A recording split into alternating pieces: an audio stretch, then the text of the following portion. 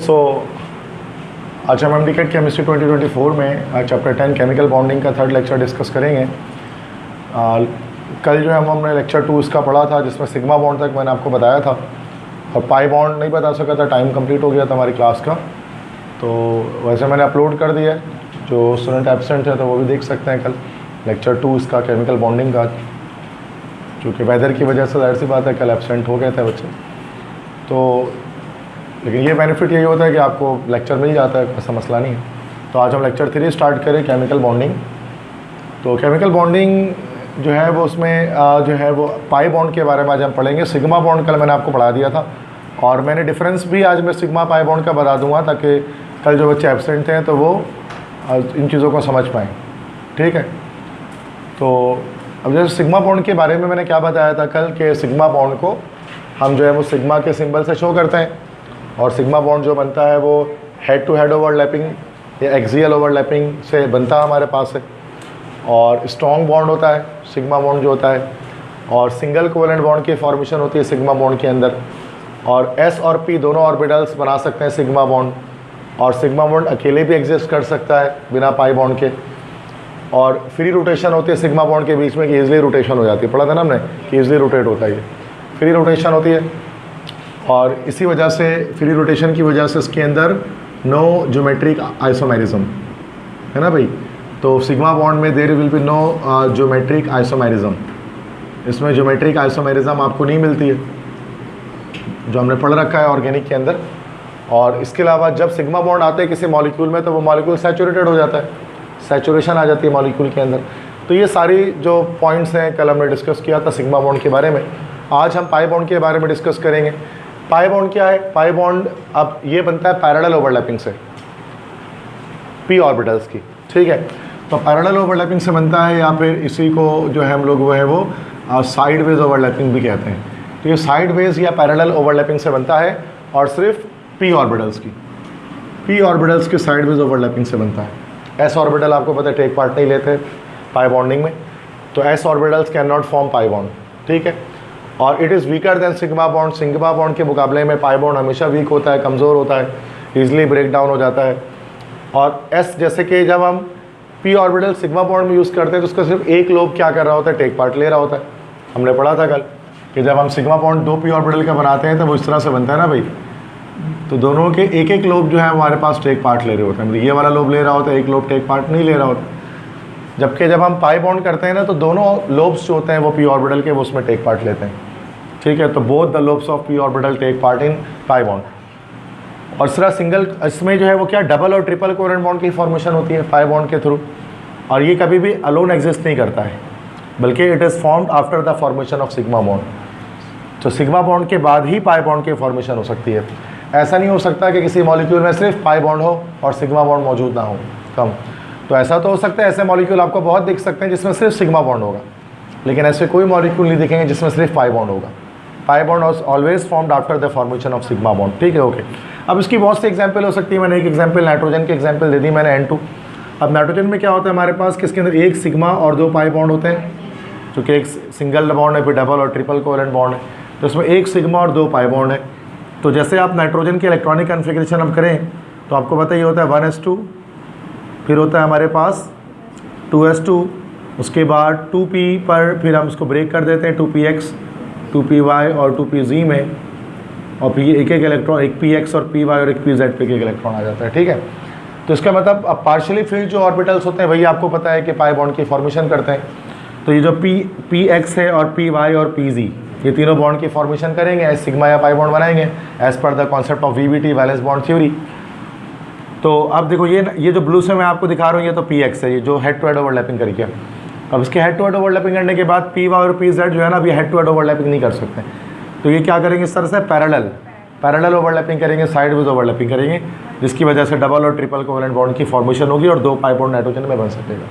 सही है, तो इसी तरह से हम किसी भी मॉलिक्यूल को बना सकते हैं अगर हम इस तरह स्ट्रक्चर शो करना चाहें तो यही अगर हम डिफरेंस की बात करते हैं कि क्या डिफरेंस हमारे पास आ जाता है सिग्मा और पाई बॉन्ड के अंदर, तो डिनोशन में एक फ़र्क आ जाता है कि अब ये सिग्मा से डिनोट होता है तो ये पाई से। इसमें हेड टू हेड ओवरलैपिंग होती है तो पाई में पैरेलल ओवरलैपिंग होती है।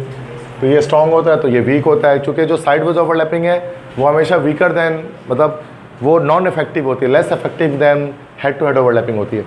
क्योंकि जब आप हेड टू, क्योंकि मैंने क्या बताया था कल आपको, एक्सटेंट ऑफ ओवरलैपिंग जितनी ज़्यादा होगी उतना स्ट्रॉन्ग बॉन्ड होगा, उतना बॉन्ड जो है वो स्ट्रॉन्ग आपका होगा। जैसे अब यहाँ पर क्या होता है कि एक ऑर्बिटल के अंदर दूसरा ऑर्बिटल एक तरह से ओवरलैप कर जाता है, पेनिट्रेट कर जाता है, लेकिन यहाँ पर पेनिट्रेशन नहीं होती एक ऑर्बिटल दूसरे में, बस वो दूसरे के करीब से आ जाते हैं, थोड़े करीब आ जाते हैं, अट्रैक्शन होती है उनमें, लेकिन उनमें कोई पेनिट्रेशन नहीं होती है इस ओवरलैपिंग के अंदर। इसी वजह से जो पाई बॉन्ड हमारा होता है वो वीक होता है सिग्मा बॉन्ड के मुकाबले में और जल्दी टूट जाता है, ठीक है। तो ये चीज़ हो गई। इसी तरह से इसमें सिंगल कोवेलेंट बॉन्ड बनती है सिग्मा में, तो उसमें डबल और ट्रिपल कोवेलेंट बॉन्ड बनता है। सिग्मा बॉन्ड में एस और पी दोनों ऑर्बिटल इन्वॉल्व हो सकते हैं, जबकि पाई बॉन्ड में सिर्फ पी ऑर्बिटल इन्वॉल्व होते हैं। सिग्मा बॉन्ड अकेले एग्जिस्ट कर सकता है, पाई बॉन्ड अकेले एग्जिस्ट नहीं कर सकता। सिग्मा बॉन्ड में फ्री रोटेशन होती है, जबकि पाई बॉन्ड में हमारे पास रिस्ट्रिक्टेड रोटेशन होती है। मतलब इसी वजह से इसके अंदर ज्योमेट्रिकल आइसोमेरिज्म देखने को मिलती है। अल्कीन्स में, अल्काइंस में हम देखते हैं ना भाई, क्योंकि जब दो बॉन्ड एक साथ आ जाते हैं तो मैंने आपको बताया था कि वो फ्री रोटेट नहीं कर सकते। फ्री रोटेशन, एक बॉन्ड तो फ्री रोटेट कर सकते लेकिन दो बॉन्ड फ्री रोटेट नहीं कर सकता, तो फ्री रोटेशन इसमें नहीं होती, रिस्ट्रिक्टेड रोटेशन होती है पाई बॉन्ड के अंदर, ठीक है। और तो इस वजह से सिस ट्रांस आइसोमेरिज्म आती है, ये हमने पढ़ा है ऑर्गेनिक केमिस्ट्री में। इसके बाद अब चूँकि जब सिग्मा बॉन्ड किसी मॉलिक्यूल में आता है तो वो सैचुरेटेड हो जाता है, लेकिन जब डबल बॉन्ड किसी मॉलिक्यूल में आएगा या ट्रिपल बॉन्ड आएगा तो अनसैचुरेटेड हो जाएगा, अनसैचुरेशन आ जाएगी मॉलिक्यूल में। तो ये 8 पॉइंट्स हैं डिफरेंस के। अगर ये डिफरेंस भी ध्यान में रखते हैं तो आपको कॉन्सेप्ट क्लियर हो जाता है सिग्मा और पाई बॉन्ड का। क्लियर है भाई। इसके बाद लास्ट एक बात मैं आपको क्या बता रहा हूँ, यहाँ पर एक क्वेश्चन मैंने लिखा है, ये भी एमसीक्यूज में आपसे आस्क किया जाता है बहुत, कि एक मॉलिक्यूल दे दिया जाता है और आपसे बोला जाता है बताओ उसमें सिग्मा और पाई बॉन्ड कितने हैं, how many sigma bonds and how many pi bonds are there in the molecule. तो अब जैसे अगर मीथेन में बताएंगे तो कितने सिग्मा कितने पाई, बताओ। 4 सिग्मा और pi bond, yes 4 sigma bond और पाई बॉन्ड इसमें 0, बिल्कुल सही। पता लग रहा है कैसे, पता है सबको, मैं बनाऊँ तो नहीं स्ट्रक्चर, ओके। अच्छा, इथेन में सिग्मा बॉन्ड कितने होंगे, पाई कितने होंगे, यस 7 सिग्मा और पाई बॉन्ड 1 पाई बॉन्ड, गलत जवाब हो गया 0। ये स्ट्रक्चर आप देख लें, अब आप इथेन है ना, ये C2H6 है, तो पाई बॉन्ड कहाँ से आ जाएगा इसमें भाई, there will be no pi bond in it. नहीं समझ आ रही बात, नहीं आई तो अच्छी बात है, नहीं आई तो समझाना पड़ेगा, ठीक है। अच्छा, मुझे लगा बात समझ में नहीं है, मैं तो चाहता हूँ बच्चा बोले समझ में नहीं आए ताकि मैं उसको एक्सप्लेन करूँ, क्योंकि बड़ी आसान बात है ना, और आसान बात को एक्सप्लेन करने में बड़ा मज़ा आता है, तो ईजिली एक्सप्लेन हो जाता है, ठीक है। तो ज़ाहिर पता है ना ये बात आपको, तो ये पता था आपको, सबको समझ में आ गया कैसे, सही रहा। अच्छा, C2H6 ये हमारा इथीन है, इसमें बताएं सिग्मा बॉन्ड कितना है, 5 सिग्मा बॉन्ड आएंगे, और पाई बॉन्ड पता है सबको, स्ट्रक्चर बनाने की जरूरत तो नहीं है मुझे। C2H2 इथाइन में सिग्मा बॉन्ड कितना है, या देयर आर 3 सिग्मा बॉन्ड और पाई बॉन्ड, क्लियर है, क्या पता है कैसे आ रहा है। C2H4 का बनाओ, ये इथीन है बेटा। अब इथीन में क्या होगा कि 2 कार्बन इस तरह से जुड़ेंगे डबल बॉन्डेड, उसके बाद ये हाइड्रोजन इस तरह से, 2 हाइड्रोजन इधर और 2 हाइड्रोजन विल बी देयर, ठीक है। अब यहाँ पर अगर आप देखोगे तो ये देखो, ये sigma 1 sigma 2 sigma 3 sigma 4 sigma और देयर आर 5 सिग्मा बॉन्ड्स, और ये 1 पाई बॉन्ड है, तो 5 सिग्मा और 1 पाई बॉन्ड आ गया इसमें। इथाइन में समझ में आ गया, 3 सिग्मा 2 पाई बॉन्ड, इसी तरह से आएगा, ट्रिपल बॉन्ड होगा इसमें। बेंजीन में कितने सिग्मा कितने पाई बॉन्ड,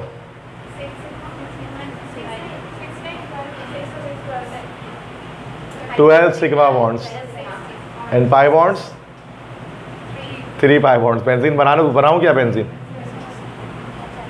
बनाओ क्या, बेंजीन क्या समझ गए, 12 सिग्मा कैसे आ रहा है और 3 पाई कैसे आ रहा है, ठीक है, वो स्ट्रक्चर बन जाएगा, वरना मसला नहीं है, ठीक है। ओके, CHCl3 में सिग्मा बॉन्ड कितने हैं, क्लोरोफॉर्म बिल्कुल सिंपल 4 सिग्मा बॉन्ड है, और पाई बॉन्ड 0। कार्बन डाइऑक्साइड में सिग्मा बॉन्ड कितने हैं, CO2 2 सिग्मा बॉन्ड, और पाई बॉन्ड, गलत जवाब, सॉरी मैंने गलत बोल दिया, 2।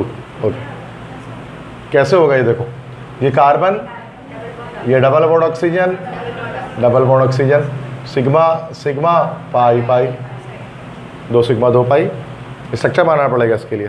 ये फॉर्मूला देख के नहीं पता लगता है, जो बच्चे डायरेक्ट बता रहे हैं ना वो जहन में स्ट्रक्चर बना रहे फिर बता रहे, ऐसे डायरेक्ट तो नहीं बता सकते। O2 में कितने सिग्मा कितने पाई, डबल कोवेलेंट बॉन्ड है सिंपल, तो एक सिग्मा और एक पाई बॉन्ड। समझ में आ गई बात सबको?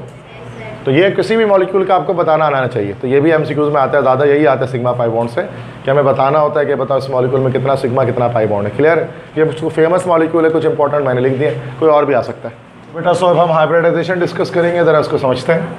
ये भी एक डिटेल टॉपिक है। तो हाइब्रिडाइजेशन किसे कहा जाता है, सबसे पहले तो ये एक इसकी definition.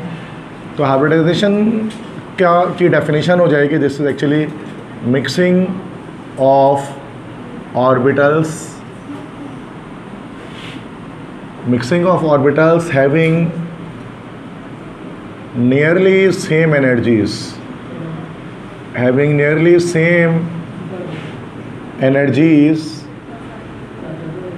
to form new orbitals। ठीक है, तो ये हाइब्रिडाइजेशन की सिंपल डेफिनेशन है कि mixing of orbitals having nearly same energies to form new orbitals, कि एटॉमिक ऑर्बिटल्स का मिक्स हो जाना और मिक्स होकर नए फॉर्म ऑफ ऑर्बिटल या नए तरह के ऑर्बिटल को जनरेट कर लेना, this is called hybridisation.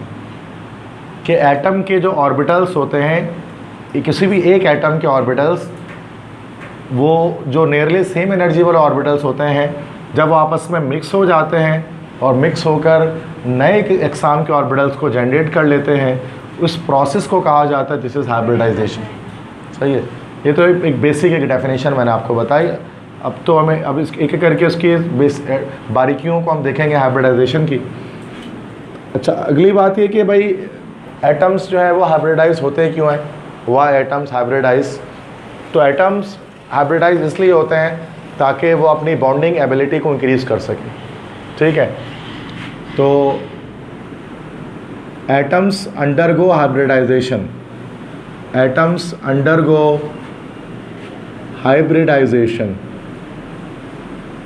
Hybridisation to increase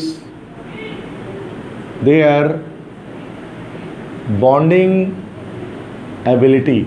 अपनी बॉन्डिंग एबिलिटी को इंक्रीज़ करने के लिए क्या करते हैं भाई, कि एटम्स हाइब्रिडाइज हो जाते हैं, बॉन्डिंग इंक्रीज़ करते हैं। जैसे कि अगर हम इसकी एग्जांपल लें, अगर हम कार्बन की बात करें, let's take the example of carbon. अब कार्बन का एटॉमिक नंबर हमारे पास 6 होता है, तो इसकी इलेक्ट्रॉनिक कन्फिग्रेशन हो जाती है 1s2, देन 2s2 और 2p2। ठीक है, तो 2px और 2py और 2pz। ठीक है, अब ये 2px पर 1 आ जाएगा, 2py पर 1 आ जाएगा, 2pz पर 0 आ जाएगा। अब यहाँ पे आप देख सकते हैं इस चीज़ को, कार्बन की अगर हम बात करें तो कार्बन कितने बॉन्ड बना सकता है, जहाँ से अनपेयर्ड इलेक्ट्रॉन है वो पेयर हो जाएंगे तो बॉन्डिंग हो जाएगी। तो कार्बन बस ये 2px यहाँ से एक बॉन्ड बना सकता है और एक बॉन्ड यहाँ से बना सकता है।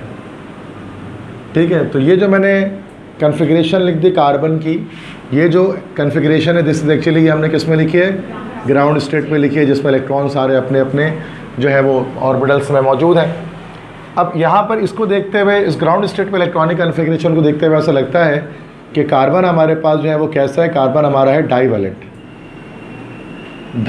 डाईवैलेंट का मतलब यह है कि कार्बन जो है वो 2 बॉन्ड्स बनाने की सलाहियत रखता है। इसका मतलब ये है ना, एक px पे बनाएगा, एक py से बनाएगा। कार्बन डाईवैलेंट लग रहा है इलेक्ट्रॉनिक कन्फिग्रेशन के लिहाज से, लेकिन हम सब जानते हैं कि कार्बन जो है वो असल में टेट्रावैलेंट होता है। कार्बन टेट्रावैलेंट होता है, carbon has the ability to form 4 bonds. अब वो कैसे 4 बॉन्ड बनाता है, with the help of hybridisation की वजह से। अच्छा, हाइब्रिडाइजेशन हमेशा जब भी होती है ना, तो याद रखिएगा कि हमेशा जो है वो एक्साइटेड स्टेट में होती है ना भाई, एक्साइटेड स्टेट में होती है। एक्साइटेड स्टेट किसे कहते हैं, जिसमें एक इलेक्ट्रॉन अपने ग्राउंड स्टेट से हायर एनर्जी लेवल पे जंप कर जाता है, उसको एक्साइटेड स्टेट कहते हैं। तो हाइब्रिडाइजेशन एक एक्साइटेड स्टेट फिनोमिना है, ग्राउंड स्टेट में कभी भी नहीं होता ये। तो अब क्या होता है, अब यहीं पर अब ये जो अब देखो नियरली सेम एनर्जी वाले ऑर्बिटल, अब देखो यहाँ 3 तरह के ऑर्बिटल हैं, 1s, 2s और 2p। अब जैसे जैसे आगे बढ़ रहे हैं एनर्जी बढ़ रही है ना भाई। 1s की एनर्जी कम है 2s से, 2s की कम है 2p से। तो 1s और 2p के बीच में, 1s और 2p के बीच में ना जो डिफरेंस है एनर्जी का वो ज़्यादा है, जबकि 2s और 2p के बीच में एनर्जी डिफरेंस कम है। ठीक है, तो अब जिसके एनर्जी डिफरेंस कम होगा वो नियरली सेम एनर्जी वाले हैं, उन्हीं में हाइब्रिडाइजेशन होगी। तो एक चीज़ ये भी याद रखनी है कि जो हाइब्रिडाइजेशन एक्साइटेड स्टेट में होती है, और ये जो हाइब्रिडाइजेशन होती है हमेशा ये किस में होती है भाई, वैलेंस शेल में होती है ना भाई, लास्ट शेल में होती है। अब 1s तो लास्ट शेल नहीं है, सेकंड शेल लास्ट शेल है। तो जो 2s है ना, 2s में जो इसका एक इलेक्ट्रॉन है वो क्या करेगा, जंप मार के कहाँ चले जाएगा, 2pz पर चला जाएगा। ठीक है, तो अभी एक्साइटेड स्टेट कन्फिग्रेशन में लिख रहा हूँ, this is 1s2 then 2s1 then 2px1 2py1 and 2pz1। अब ये जो मैंने कन्फिग्रेशन लिख दी यहाँ पर कार्बन की, this is not no more ground state but it is excited state electronic configuration. And here you can clearly see कि अब जो कार्बन है वो 1 2 3 4 बॉन्ड बना सकता है। तो यहाँ से कार्बन हमें दिख रहा है कि कार्बन कैसा हो गया, डाइवैलेंट से टेट्रावैलेंट हो गया। Means carbon has got the property to form how many bonds, 4 bonds. तो यहाँ पर हमें एक चीज़, ये चीज़ यहाँ पर क्लियर होगी, ये वाला पॉइंट कि atoms undergo hybridisation to increase their bonding ability. तो असल में एक एटम हाइब्रिडाइज होता है इस वजह से ताकि वो अपनी बॉन्डिंग कैपेसिटी को इंक्रीज कर सके, आसान सी बात है। ठीक है, इसी वजह से हाइब्रिडाइजेशन होती है एटम्स के अंदर, ताकि बॉन्डिंग उनकी इंक्रीज हो सके, ज़्यादा से ज़्यादा बॉन्ड बना सकें। जितने ज़्यादा बॉन्ड बनेंगे उतने ज़्यादा स्टेबिलिटी गेन होगी। ठीक है, अब ये तो मैंने आपको हाइब्रिडाइजेशन की एक बेसिक एक बात आपको बताई, यहाँ तक बात क्लियर है सबको। अब आते हैं हम टाइप्स की बात करते हैं, कितनी तरह की हाइब्रिडाइजेशन हमारे पास होती है। वैसे तो बहुत टाइप की होती है, टाइप्स ऑफ हाइब्रिडाइजेशन की बात करें तो वो तो बहुत सारे टाइप्स की है, लेकिन हमें यहाँ पर 3 टाइप की हाइब्रिडाइजेशन यहाँ पर सिर्फ देखनी है। हम यहाँ सिर्फ 3 टाइप के बारे में समझेंगे। एक हमारे पास क्या कहलाता है, sp3 hybridisation, the second one is sp2 hybridisation, the third one is sp hybridisation. तो हमें बस ये 3 तरह की हाइब्रिडाइजेशन के बारे में आज पढ़ना है, sp3 sp2 और sp। सही है भाई, क्लियर है यहाँ तक बात समझ में आ गई? तो अब एक एक करके सबको समझते हैं sp3 sp2 sp को। तो अक्सर स्टूडेंट जो है ना वो हाइब्रिडाइजेशन का कॉन्सेप्ट बना ही नहीं पाते, उनके दिमाग में कॉन्सेप्ट ही नहीं आ पाता इस चीज़ का, और उसको याद कर रहे होते हैं, क्योंकि ये कॉन्सेप्चुअल चीज़ है, कॉन्सेप्ट बना है इसका, जो जिस तरह मैं आपको समझा रहा हूँ। तो अब सबसे पहले हम देखते हैं sp3 हाइब्रिडाइजेशन। तो 1 बाय 1 तीनों को देखेंगे, थोड़ा डिटेल है, टाइम लगेगा इसमें। sp3 hybridisation. अब sp3 हाइब्रिडाइजेशन का क्या मतलब है कि इसमें एक s ऑर्बिटल जो है वो 3 p ऑर्बिटल से मिलता है, तब उसको sp3 कहते हैं। ठीक है, तो sp3 हाइब्रिडाइजेशन में एक s ऑर्बिटल आपका होगा जो 3 p ऑर्बिटल से मिलेगा, और मिलकर ये सारे कितने 4 sp3 हाइब्रिड ऑर्बिटल्स को जनरेट करेंगे। तो sp3 का मतलब इसमें एक s और 3 p मिल रहा है, दैट्स वाई sp3। और जितने एटॉमिक ऑर्बिटल मिलते हैं उतने ही हाइब्रिड ऑर्बिटल की फॉर्मेशन होती है। अब ये जो आपको दिख रहा है s और p, ये हमारे पास जो है वो एटॉमिक ऑर्बिटल्स है ना भाई, दीज आर एटॉमिक ऑर्बिटल्स। और ये जो आपको sp3 दिख रहा है ये हमारे पास कौन सा ऑर्बिटल है, this is actually hybrid orbital. तो जितने एटॉमिक ऑर्बिटल्स मिलते हैं उतने ही हाइब्रिड ऑर्बिटल्स जनरेट होते हैं। सही है, तो 4 एटॉमिक ऑर्बिटल मिले तो 4 हाइब्रिड ऑर्बिटल जनरेट हो गए, सिंपल बात है। अब किस तरह से ऐसा होता है, जैसे एक s ऑर्बिटल, मतलब इस तरह का एक s ऑर्बिटल स्फेरिकल होता है ना भाई, ये हमारे पास 3 p ऑर्बिटल्स मिलता है, मतलब 3 जो है वो इस तरह के डम्बल शेप के ऑर्बिटल्स होते हैं, और ये आपस में जब हाइब्रिडाइज होते हैं तो 4 sp3 हाइब्रिड ऑर्बिटल की फॉर्मेशन करते हैं। अब जो हाइब्रिड ऑर्बिटल्स होते हैं ना, उनका शेप ना s की तरह होता है ना p की तरह होता है, कम, वो दोनों के जैसा होता है, मतलब s और p का शेप होता है ना, और एक हाइब्रिड ऑर्बिटल। अब याद रखिएगा कि जो एक हाइब्रिड ऑर्बिटल होगा, एक हाइब्रिड ऑर्बिटल, उसका शेप जो हमारे पास होगा ना वो इस टाइप का होता है, ऐसे ही होता है ना भाई, लाइक दैट, इस तरह का होता है। ये एक हाइब्रिड, इसमें 2 लोब्स हैं। अब इसमें p का कैरेक्टर भी आ रहा है और s का भी आ रहा है। इसमें 2 लोब है, ये वाला जो लोब कहलाता है this is called as the shorter lobe, ये शॉर्टर लोब है, और ये हमारे पास this one is actually a longer lobe. तो हम देख सकते हैं जो p ऑर्बिटल होता है ना, उसमें दोनों ऑर्बिटल सेम साइज़ के होते हैं, लेकिन हाइब्रिड ऑर्बिटल के अंदर जो है वो शॉर्टर और लॉन्गर लोब का कॉन्सेप्ट आता है। सही है भाई, तो इसमें हमारे पास 4 sp3 ऑर्बिटल बनेंगे, मतलब 4 इस तरह के हमारे पास ऑर्बिटल जो है वो जनरेट हो जाएंगे। तो ये sp3 हाइब्रिड ऑर्बिटल है जो 4 बन रहे हैं। अब ये चारों करते हैं क्या है, अपने आप को अरेंज कर लेते हैं, एक फिक्स ज्योमेट्रिकल शेप में अरेंज कर लेते हैं रिपल्जन ऑफ इलेक्ट्रॉन की वजह से, और वो 4 ऑर्बिटल से अपने आप को इस तरह से एक शेप में ले आते हैं ना भाई, इस तरह से एक शेप में वो ले आते हैं। शॉर्टर लोब इस तरह से हम इसको दिखा देते हैं, बनाया इस तरह से, ये इस तरह के शेप। अब ये जो होता है ना, अभी देखो ये 4 sp3 हाइब्रिड ऑर्बिटल है जो अपने आप को अरेंज कर चुके हैं इस खास शेप में।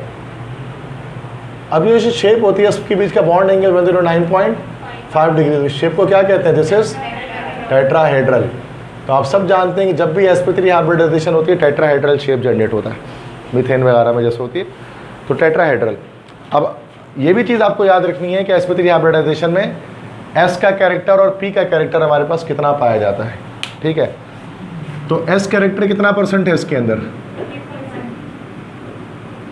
कितना percent S character, 25% S character है और 75% इसका पी कैरेक्टर है, ठीक है। तो एस कैरेक्टर और पी कैरेक्टर भी याद रखें, एमसीक्यूज में पूछा जाता है आपसे। एक sp3 हाइब्रिड ऑर्बिटल में इतना कैरेक्टर 25% ये और 75% ये होता है। निकालने का भी सिंपल तरीका हो सकता है अगर आप इसको निकालना चाहते हैं। तो एस ऑर्बिटल 1 है, टोटल ऑर्बिटल 4 है, 1/4 मल्टीप्लाई बाय 100, ये आ जाएगा हमारा 25। इस तरह एस जो है वो 3 है, तो 3/4 × 100, इस फॉर्मूले से निकलता है ना भैया, ये आ जाएगा 75, ठीक है। तो अगर फॉर्मूले से भी निकाल सकते हैं। अब अगर हम इसके एग्जाम्पल देखें कि सर कोई ऐसा मॉलिक्यूल जिसके अंदर sp3 हाइब्रिडाइजेशन हो रही हो, तो बहुत सारे मॉलिक्यूल में हो सकती है। अच्छा, sp3 हाइब्रिडाइजेशन देखो, कार्बन जो है ना, कार्बन तीनों तरह की हाइब्रिडाइजेशन कर सकते हैं, ये भी आप जानते हैं कि जो कार्बन है ना बेटा, कार्बन, अब ये कार्बन मैंने आपको बताया था sp3 हाइब्रिडाइजेशन भी कर सकता है, sp2 भी कर सकता है और sp हाइब्रिडाइजेशन भी कर सकता है। अगर कार्बन अगर, अच्छा ये डिपेंड किस पर करता है, सिग्मा बॉन्ड पर करता है कि अगर कार्बन को 4 सिग्मा बॉन्ड बनाने हैं तो sp3 हाइब्रिडाइज होगा, 3 सिग्मा बॉन्ड बनाने तो sp2 हाइब्रिडाइज होगा, और 2 सिग्मा बॉन्ड बनाने तो sp हाइब्रिडाइजेशन करेगा, ठीक है। तो ये डिपेंड करता है इस पर। अब जैसे अगर हम कोई ऐसा मॉलिक्यूल ढूंढते हैं जिसमें कार्बन 4 सिग्मा बॉन्ड बना रहा होता है, तो वो कार्बन लाजमी हमारा sp3 हाइब्रिडाइज होगा, ठीक है। अब जैसे इसके अंदर सबसे ईजी एग्जाम्पल कौन सी होती है बेटा, CH4 की होती है, मीथेन की होती है। अब मीथेन में कार्बन 4 सिग्मा बॉन्ड बना रहा है, दैट्स वाई मीथेन में हाइब्रिडाइजेशन हमारी sp3 है। अब मीथेन को अगर हम देखेंगे तो इसमें sp3 हाइब्रिडाइजेशन, कार्बन जो है वो sp3 हाइब्रिडाइज होगा, ये जो कार्बन होगा वो sp3 हाइब्रिडाइज होगा। अब अगर इसका शेप अगर हम ड्रॉ करना चाहें तो how can you draw the shape like यूजी, तो आसान ही रहेगा कि ये हमने ये कार्बन लिया और टेट्राहेड्रल शेप एक बन जाएगा ना। अब ये मैंने टेट्राहेड्रल शेप यहाँ पर जनरेट कर दिया, तो ये बाकी शॉर्टर लोब आप दिखा दो, ये शॉर्टर लोब जा रहे हैं, सही है। एक sp3, ये दूसरा sp3, ये तीसरा sp3 और ये चौथा sp3, 4 sp3 हाइब्रिड ऑर्बिटल आपके पास हैं ये कार्बन में। और यहाँ पर आपको पता है एक इलेक्ट्रॉन यहाँ होगा, एक इलेक्ट्रॉन यहाँ होगा, एक इलेक्ट्रॉन यहाँ होगा, एक इलेक्ट्रॉन यहाँ होगा। अब कार्बन चूँकि sp3 हाइब्रिडाइज हो रहा है, और यहाँ पर जो है ना वो फिर इस तरह से हाइड्रोजन 4 आकर इसमें जुड़ जाएंगे, ठीक है ना भाई। और ये सिग्मा बॉन्ड बन रहा है ना भाई हाइड्रोजन का, इस वजह से भी मैंने देखा भी कि अब कार्बन जो मीथेन जो इसमें हमारे पास 4 सिग्मा बॉन्ड्स मौजूद होते हैं, समझ में आ गई बात ये। तो ये बॉन्ड एंगल भी इसके अंदर 9.5 डिग्रीज होते हैं। तो ना सिर्फ जब जो है मीथेन में, बल्कि जितने भी अल्केन्स होते हैं, ऑल द अल्केन्स, जितने भी अल्केन्स आपको दिखते हैं, तमाम अल्केन्स में जो कार्बन होता है उसकी हाइब्रिडाइजेशन क्या रहती है, sp3 रहती है। क्योंकि अल्केन्स के अंदर कार्बन हर जगह पर 4 सिग्मा बॉन्ड बना रहा होता है, अब वो चाहे मीथेन हो, इथेन हो, प्रोपेन, ब्यूटेन, पेंटेन, हेक्सेन, कोई भी हो। क्लियर है, बात समझ में आ गई। इसके बाद हम देखते हैं sp2 हाइब्रिडाइजेशन। अब ये sp3 समझ में आ गया तो sp2 भी इजी है, वैसे ही ये सेम है। तो अब sp2 में क्या होगा कि एक s ऑर्बिटल जो है वो कितने p, 2p ऑर्बिटल से मिलेगा, और दोनों मिलकर 3sp2 हाइब्रिड ऑर्बिटल की फॉर्मेशन करेंगे, ठीक है। तो ये sp2 हाइब्रिडाइजेशन कहलाएगी। एक s 2p से मिल रहा है, मतलब इस तरह से कि एक s होगा ऑर्बिटल इस तरह और 2p ऑर्बिटल इस तरह से होंगे, ठीक है। और इनके मिलने से 3p और 3s जो है वो sp2 हाइब्रिड ऑर्बिटल हमारे पास इस तरह से जनरेट हो जाएंगे। सॉरी, मैंने उसको गलत बना दिया, 2p ऑर्बिटल तो ऐसे नॉर्मल होंगे ना p की तरह, इनके मिलने से 3 जो है ना वो sp2 हाइब्रिड ऑर्बिटल जनरेट होंगे, वो इस तरह के। सही है। अब क्या होगा कि ये सारे आपस में क्या करेंगे, तीनों ऑर्बिटल अपने आप को अरेंज करेंगे मैक्सिमम रिपल्जन की वजह से, चूँकि इन तीनों के पास एक इलेक्ट्रॉन होगा, और जब आपस में जब ये मैक्सिमम एक दूसरे को रिपल करेंगे तो एक फिक्स शेप में आ जाएंगे तीनों के तीनों ऑर्बिटल्स, और इस तरह से एक शेप हमारे पास बन जाएगी। ठीक है, लाइक दैट।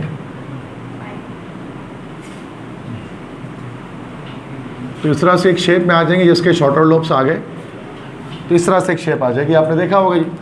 अब ये 3 sp2 हाइब्रिड ऑर्बिटल हैं जो अपने आप को मैक्सिमम रिपल्जन की वजह से इस शेप में ला चुके हैं।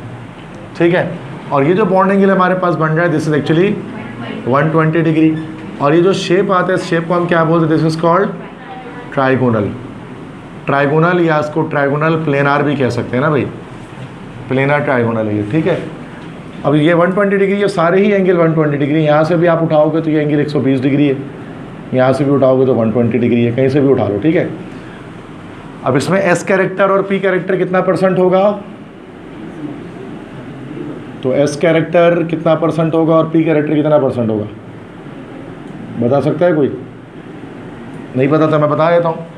देखो, यस 33.33% ये हमारा S कैरेक्टर होगा, और 66.66% ये हमारा P कैरेक्टर होगा। वो तो नॉन रिक्योरिंग है ना, वो तो चलते रहेगा, और तो इसको आप एक्सप्लेन ही नहीं कर पाओगे पूरी तरह से। सही है, तो ये हमारे पास हो गया। अब इसमें हमको एग्जाम्पल देखते हैं कोई ऐसा मॉलिक्यूल जिसमें हमें ये मिलती है sp2 हाइब्रिडाइजेशन। तो अब इसमें याद रखिएगा कि अल्कीन्स जितने भी होते हैं ना, तो उसमें कहीं ना कहीं आपको sp2 हाइब्रिडाइजेशन मिलती है अल्कीन्स के अंदर। सारे कार्बन ना से, लेकिन कम से कम 2 कार्बन ऐसे ज़रूर होंगे जिसमें sp2 हाइब्रिडाइजेशन होगी, जो डबल बॉन्डेड होंगे। ठीक है, तो अब जैसे अल्कीन में हम क्या मिसाल ले लेते हैं, C2H4, इथीन में होती है sp2 हाइब्रिडाइजेशन। ठीक है, अच्छा इसमें यहाँ पर मुझे थोड़ा सा आपको पहले इसमें इलेक्ट्रॉनिक कॉन्फ़िगरेशन कार्बन की दिखानी पड़ेगी। एक्साइटेड स्टेट पे दिखा देता हूँ कि कार्बन यहाँ पर किस तरह से इलेक्ट्रॉनिक कॉन्फ़िगरेशन रखेगा। 1s2 हो जाएगा, फिर 2s1 और 2px1 और 2p come 2px1 2py1 and 2pz1। अब यहाँ आप क्लियरली देख सकते हैं कि यहाँ पर जो कार्बन है वो एक्साइटेड स्टेट में आ चुका है। अब लेकिन होना क्या, अब देखो 1s से तो कोई काम ही नहीं है, चूँकि हाइब्रिडाइजेशन हमेशा लास्ट सेल से होती है, बॉन्डिंग भी लास्ट सेल से होती है। अब यहाँ पर आप देख सकते हैं कि चूँकि कार्बन sp2 हाइब्रिडाइज होगा इसमें, इथीन में ये जो कार्बन है, इस कार्बन की दोनों कार्बन की हाइब्रिडाइजेशन sp2 होगी, तो क्या होगा, सिर्फ एक s 2p से मिलेगा, तो सिर्फ एक s 2p से मिलेगा बस। तो ये एक हमारा sp2 हाइब्रिड ऑर्बिटल, 2 और 3 sp2 हाइब्रिड ऑर्बिटल जनरेट होंगे ना, जैसे मैंने ऊपर बताया।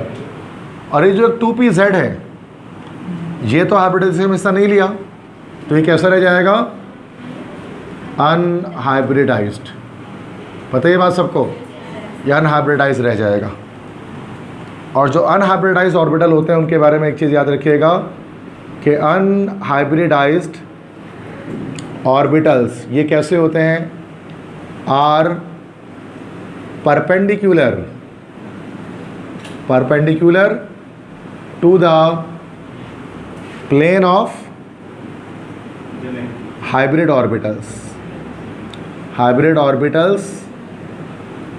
एंड दे मेक, कौन सा बॉन्ड बनाते हैं, दे मेक पाई बॉन्ड। ये पाई बॉन्ड बनाते हैं बाय पैरेलल ओवरलैपिंग। पता है बात सबको? तो ये नहीं पता था तो याद रखिएगा लाजमी कि जो अनहाइब्रिड ऑर्बिटल होता है ना, उसके बारे में ये पॉइंट याद रखनी है कि वो हाइब्रिड ऑर्बिटल के प्लेन के परपेंडिकुलर होता है और वो पाई बॉन्ड बनाता है बाय साइडवेज ओवरलैपिंग या पैरेलल ओवरलैपिंग। मिसाल के तौर पे अगर एक S 3 पी से इस तरह से जुड़कर, जैसे कि एक S 2 पी से इस तरह से जुड़कर ये क्या बना चुके हैं हमारा एक, ये 3 आपको क्या दिख रहे हैं, ये यस 3 हमारे पास ये sp2 हाइब्रिड ऑर्बिटल मिल जाए, ये ट्राइगोनल प्लेनर शेप में। अब ये इसमें से एक जो है वो कैसे अनहाइब्रिडाइज है, जैसे ये अनहाइब्रिडाइज जैसे एक शेप, अब ये किस तरह से होगा, इसके परपेंडिकुलर होगा, इस तरह से स्ट्रेट होगा। तो ये जो ब्लैक जो मार्कर आपको दिख रहा है ये हमारा PZ है, ठीक है। तो इसका मतलब ये जो प्लेन है ये हाइब्रिड ऑर्बिटल की एक प्लेन है ना, ये जिस तरह ऐसे भी रख दो तो ये इसके परपेंडिकुलर आ गए। अब आप ऐसे देख लो चाहे आप ऐसे देख लो, दोनों सूरतों में परपेंडिकुलर ही है ये, आप 90 डिग्री आप किसी को ये बना दो, आपकी मर्ज़ी है, ठीक है। तो ये इस तरह से रहता है, ये एक कार्बन का ऑर्बिटल है और इसी तरह से बॉन्डिंग होती है। इसका शेप डायग्राम भी ऐसे बनाते हैं, ठीक है। अब यहाँ पर अब पहला कार्बन अगर मैं ड्रॉ करूँगा, this is the first carbon atom, जिसके 3 हम यहाँ पर पहले p ऑर्बिटल ड्रॉ कर देंगे। जैसे ये 3 हमारे पास ये sp2 हाइब्रिड ऑर्बिटल आ गए। अब ये कार्बन के 2 sp2 हाइब्रिड ऑर्बिटल आ गए। शॉर्ट लोग नहीं बना रहा मैं, सही है। अब ये पहला कार्बन है, अब ये दूसरा कार्बन है, इसके भी 3 sp2 हाइब्रिड ऑर्बिटल आपको यहाँ पर दिख जाएंगे, ठीक है। अब ये दूसरे कार्बन के 3 sp2 हाइब्रिड ऑर्बिटल आ गए। अब एक बॉन्ड तो यहाँ पर बन जाएगा जो सिग्मा बॉन्ड है, चूँकि इथीन है ना भाई, इथीन का स्ट्रक्चर कैसा, carbon double bond carbon, hydrogen hydrogen hydrogen, ऐसे ही होता है ना भाई। अब ये दोनों जो कार्बन एटम है ये दोनों कैसे होंगे, sp2 हाइब्रिडाइज्ड होंगे। और टोटल आपको मैंने अभी बताया कि 5 सिग्मा बॉन्ड और 1 पाई बॉन्ड आपको दिखेगा इसके अंदर, इसी तरह से होगा ना भाई। तो अब यहाँ पर एक सिग्मा बॉन्ड तो बन गया 2 कार्बन एटम के बीच में। अब उसके बाद क्या होगा कि 2 हाइड्रोजन भी यहाँ पर आ जाएंगे, तो और 2 हाइड्रोजन यहाँ आ जाएंगे। तो ये इस तरह से बॉन्डिंग हो गई, ओवरलैपिंग हो गई। और ये हाइड्रोजन, ये हाइड्रोजन, ये हाइड्रोजन और ये हाइड्रोजन, तो 4 सिग्मा बॉन्ड यहाँ पर बन गए, तो टोटल 5 सिग्मा बॉन्ड हो गए, ठीक है। अब जो अनहाइब्रिडाइज्ड ऑर्बिटल है वो तो स्ट्रेट ऐसे सीधा, इससे सीधा खड़ा है इस तरह से ना, परपेंडिकुलर है। जैसे प्लेन, अगर मैं इस बोर्ड को समझ रहा हूँ कि ये बोर्ड जो है वो प्लेन ऑफ हाइब्रिड ऑर्बिटल है, मैंने बनाया भी उसी तरह से है, तो ये ऐसे होगा ना सीधा स्ट्रेट में, ऐसे स्ट्रेट में होगा ये। लेकिन हम इसको बना नहीं पाएंगे ना, ऐसे कैसे बनाएंगे हम उसको बोर्ड पर, तो हम उसको डॉटेड लाइन से बना देते हैं। तो इससे ये साबित करने के लिए कि ये असल में हमारे पास परपेंडिकुलर है, इसके 90 डिग्री पे आया हुआ है। तो इस तरह से ये हमारा pz ऑर्बिटल हो गया एक इलेक्ट्रॉन के साथ, और ये इस कार्बन का pz ऑर्बिटल हो गया अपने एक इलेक्ट्रॉन के साथ। अब जाहिर सी बात है कि ये हेड टू हेड ओवरलैपिंग तो कर नहीं सकते, तो उनके बीच में क्या हो जाएगी भाई, साइडवेज या पैरेलल ओवरलैपिंग हो जाएगी, और ये एक पाई बॉन्ड बन जाएगा, जो ये पाई बॉन्ड मौजूद है 2 कार्बन के बीच में। समझ में आया सबको। तो ये बॉन्ड एंगल तो सेम वही आपको 120 डिग्री मिली, आप चाहे यहाँ से उठा लें चाहे आप यहाँ से उठा लें, 120 डिग्री है। तो मतलब sp मतलब sp1, इसका मतलब sp1 लिखते नहीं है, बस sp लिख देते हैं। तो sp ऑर्बिटल का मतलब क्या होता है कि इसमें एक s ऑर्बिटल आपका जो है वो एक p ऑर्बिटल से ओवरलैप करता है, और दोनों मिलकर कैसे भाई 2 sp हाइब्रिड ऑर्बिटल को जो है वो जनरेट करते हैं, ठीक है। मीन सिंपल एक s ऑर्बिटल होता है और वो सिंपल एक p ऑर्बिटल से बस मिलता है, और 2 जो है ना वो इस तरह के हाइब्रिड ऑर्बिटल जनरेट हो जाते हैं, ठीक है। अब 2 ऑर्बिटल अरेंज हो जाते हैं, तो फिर ये दोनों में जाहिर सी बात है एक इलेक्ट्रॉन है, दोनों के पास इलेक्ट्रॉन्स हैं, तो अपने अपने इलेक्ट्रॉन से तो क्या करते हैं, अपने आप को ये अरेंज कर लेते हैं किसी एक फिक्स शेप में। तो ये इनकी अरेंजमेंट किस तरह से हो जाती है कि ये लीनियर शेप में आ जाते हैं ना, इस तरह से। अब ये बिल्कुल पी सब शेल की तरह दिख रहा होता है दिखने में, पी शेल के, लेकिन इसमें शॉर्टर लोब्स दिखाने पड़ते हैं ताकि इसमें पी के साथ कंफ्यूज ना हो जाए आप कहीं। तो ये असल में 2 अलग अलग ऑर्बिटल हैं, ये एक sp ऑर्बिटल, ये दूसरा sp ऑर्बिटल जो इस शेप में आ गया है, और ये बॉन्ड एंगल 180 डिग्री है, और इस शेप को हम लोग जो है वो लीनियर शेप कहते हैं, लीनियर शेप कहते हैं, ठीक है। तो लीनियर हाइब्रिडाइजेशन भी इसलिए sp को कहा जाता है, लीनियर बनता है इसमें शेप। अब यहाँ पर अब इसमें अगर आप देखेंगे जो लीनियर शेप हमारे पास आ रहा है, तो उसके अंदर s कैरेक्टर और p कैरेक्टर कितना है, यस, उसके अंदर तो 50-50 हो जाएगा। तो s कैरेक्टर और p कैरेक्टर ये दोनों हमारे पास इसके अंदर 50-50 हो जाएंगे, ठीक है। तो ये भी याद रख लीजिए, 50% s कैरेक्टर होगा, 50% p कैरेक्टर होगा। अब अगली चीज़ की हम इसके एग्जाम्पल देखते हैं कि सर कोई एक मॉलिक्यूल जिसमें sp हाइब्रिडाइजेशन होती है, तो याद रखिएगा जितने भी हमारे पास अल्काइंस हैं, बिल्कुल जितने भी अल्काइंस हैं उसमें कहीं ना कहीं आपको 2 कार्बन ऐसा मिलेगा जिसमें कार्बन कार्बन के बीच ट्रिपल बॉन्ड होगी, और ये जो ट्रिपल बॉन्ड कार्बन होता है ये हमेशा कैसा हाइब्रिडाइज होता है, sp हाइब्रिडाइज होता है, ठीक है। सो अब जैसे आप कोई भी अल्काइन हम ले सकते हैं, इसमें सबसे बेसिक एग्जांपल हम लोग क्या ले लेते हैं, इसके अंदर हम लोग ले लेते हैं इथाइन ले लेते हैं ना भाई, इथाइन जिसको हमारा क्या होता है C2H2 होता है जो। अब इथाइन की अगर हम बात करेंगे तो उसका स्ट्रक्चर कैसा बनता है, कार्बन ट्रिपल बॉन्ड कार्बन, फिर हाइड्रोजन हाइड्रोजन, सही है। तो अब यहाँ पर आप देख सकते हैं एक कार्बन को 2 सिग्मा बॉन्ड बनाने हैं ना, और एक कार्बन को अगर 2 सिग्मा बॉन्ड बनाने थे तो फिर वो हमारा sp हाइब्रिडाइज होता है और 2 पाई बॉन्ड भी बन रहे हैं इसके अंदर 2 कार्बन के बीच में। तो यहाँ पर जो कार्बन होगा वो sp हाइब्रिडाइज होगा। अब sp का क्या मतलब है कि जब हम कार्बन की इलेक्ट्रॉनिक कन्फिग्रेशन करेंगे, ये हो गया 1s2, ये हो गया 2s2, एक्साइटेड स्टेट में करते हैं, ठीक है, ये हो गया 2px1, ये हो गया 2py1 और ये हो गया 2pz1। अब 1s को तो मिटा देंगे, जो किसी मैंने पहले बताया कि जो बॉन्डिंग होती है, जो हाइब्रिडाइजेशन होती है वो वैलेंस शेल में होती है। अब sp हाइब्रिडाइजेशन में एक s एक p से मिल रहा है बस, तो बस एक s एक p से मिल रहा है, तो 2 sp हाइब्रिड ऑर्बिटल जनरेट हो गए हैं। अब ये जो py और pz, ये दोनों के दोनों हमारे पास कैसे हो गए हैं? अनहाइब्रिडाइज्ड, बिल्कुल। अब जो अनहाइब्रिडाइज्ड ऑर्बिटल्स के बारे में मैंने आपको बताया है कि they must be perpendicular to the plane of hybrid orbitals and they will form pi bond by sideways overlapping, ठीक है। मैं इस तरह से अगर हम देख लेते हैं कि अगर 2 इस तरह से, ये 2 ऑर्बिटल इस तरह से जुड़ गए यूँ लीनियर में, अब इसमें एक हमारे पास जो आ रहा है ना वो इस तरह से परपेंडिकुलर हो रहा है और एक इस तरह से परपेंडिकुलर हो जा रहा है, तो सारे परपेंडिकुलर हो ना आपस में तीनों, ठीक है। तो ये इस तरह से आएगा। अब इसका शेप हम ड्रॉ करते हैं इसके अंदर। पहले फर्स्ट कार्बन लेते हैं, पहला कार्बन देखिए ज़रा, फर्स्ट कार्बन लिया और ये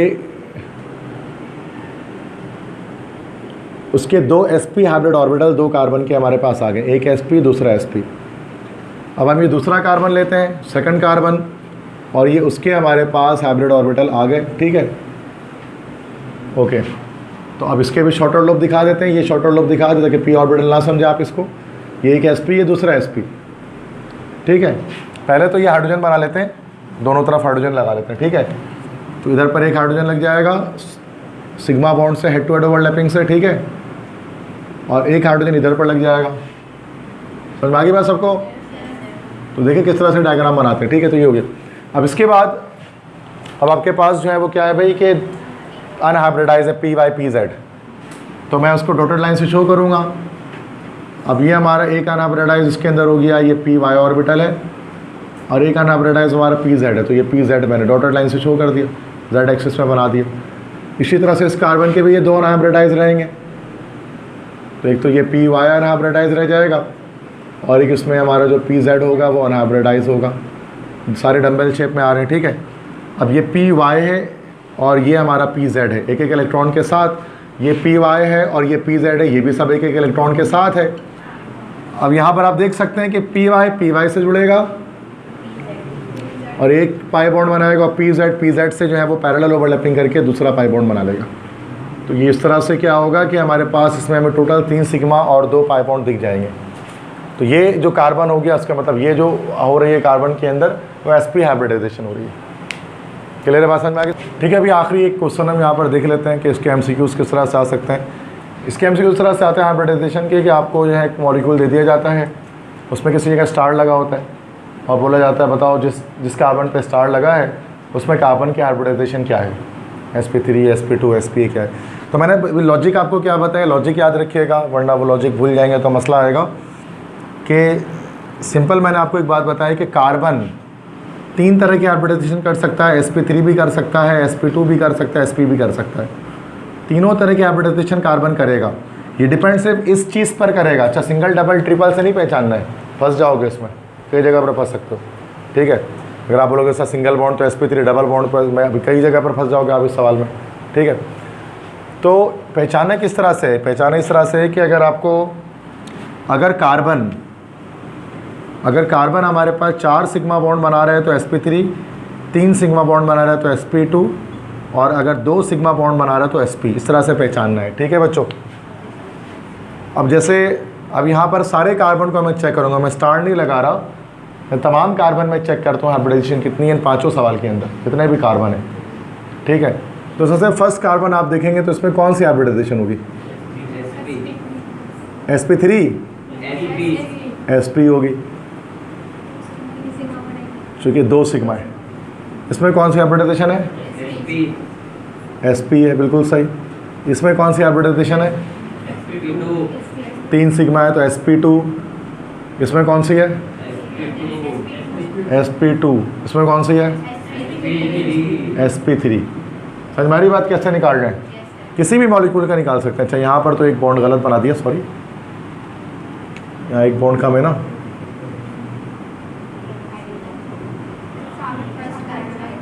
कुछ भी लगा लो, ब्रोमीन लगा लेते हैं। ओके, फर्स्ट कार्बन बताइए, ये नीचे वाला,